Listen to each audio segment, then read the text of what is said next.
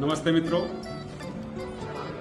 સ્થાનિક સ્વરાજ્યની ચૂંટણીની અંદર બનાસકાંઠા જિલ્લામાં બનાસકાંઠા જિલ્લા પંચાયત, બનાસકાંઠા જિલ્લામાં આવતી તાલુકા પંચાયત, બનાસકાંઠા જિલ્લામાં આવતી નગરપાલિકાઓમાં બનાસકાંઠાની જનતાએ ભારતીય જનતા પાર્ટીની વિકાસની રાજનીતિ સાથે જોડાઈ દેશના યશસ્વી વડાપ્રધાન અને વૈશ્વિક નેતા આદરણીય શ્રી નરેન્દ્રભાઈ મોદી સાહેબના નેતૃત્વમાં ભારત સરકાર અને રાજ્યના માનનીય મુખ્યમંત્રી શ્રી ભૂપેન્દ્રભાઈ પટેલ સાહેબની સરકાર, જે ડબલ એન્જિનની સરકાર એ ગુજરાતમાં અને દેશમાં જે વિકાસ કરી રહી છે, જે વિકાસની રાજનીતિ ચલાવી રહી છે, આ વિકાસની રાજનીતિને બનાસકાંઠાની જનતાએ મહોર મારી છે અને ભારતીય જનતા પાર્ટીનો જલવંત વિજય અપાયો છે.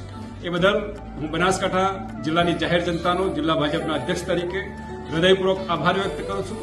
સાથે આ ચૂંટણીની અંદર ભારતીય જનતા પાર્ટીના સૌ સન્માનીય આગેવાનશ્રીઓ અને ભારતીય જનતા પાર્ટીના સ્નેહી કાર્યકર્તા મિત્રોએ 3 દિવસ ધમધમતી આ ગરમીમાં ભારતીય જનતા પાર્ટીને જીતાડવા માટે જે કામ કર્યું છે એ બદલ સૌ સન્માનીય આગેવાનો અને કાર્યકર્તા મિત્રોને પણ અભિનંદન પાઠવું છું.